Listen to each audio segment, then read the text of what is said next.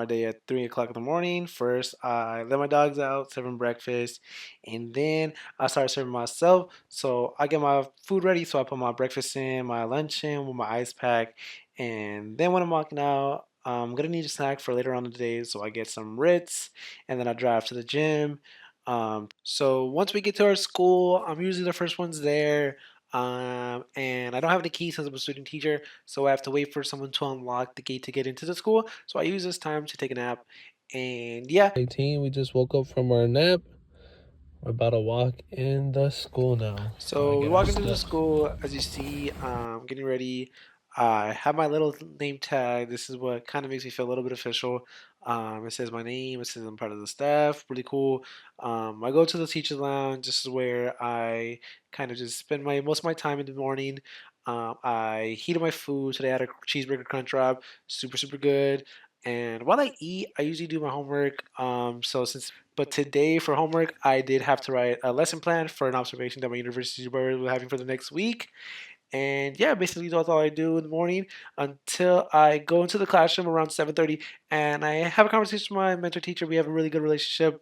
We talk about what we're planning for the day. We talk about what we're going to be doing in the morning, the rest of the day, the rest of the week, and just catch up with each other. We talk about each other's lives, some things going on in our lives, or just anything in general. And yeah, then I start teaching our lessons.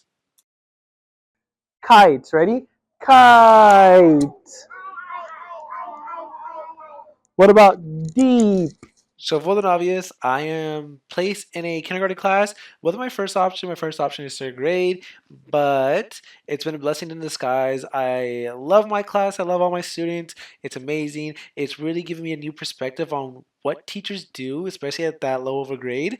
I've enjoyed it. So right now you see I'm teaching Haggerty, basically like they're speaking, being able to blend sounds, letters, find the beating sounds. I'm doing our small group lesson during interactive writing, and this is a prime example of just knowing that every day is going to be super unpredictable. You may think you know something's going to happen, but then a child may come and do something like this. Here, I wrote. So as you see, I try to hold my You ready? laughter, and that's the hardest part about kindergarten is that you can't laugh at them because if you do, they'll just keep doing it. And they know they're not supposed to, but they see you laugh and they'll just redo it.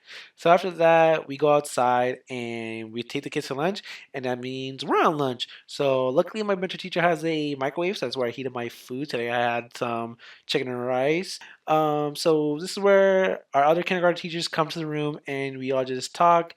We like tell jokes. We tell about each other like just different experiences, and then date of the week and months of the year.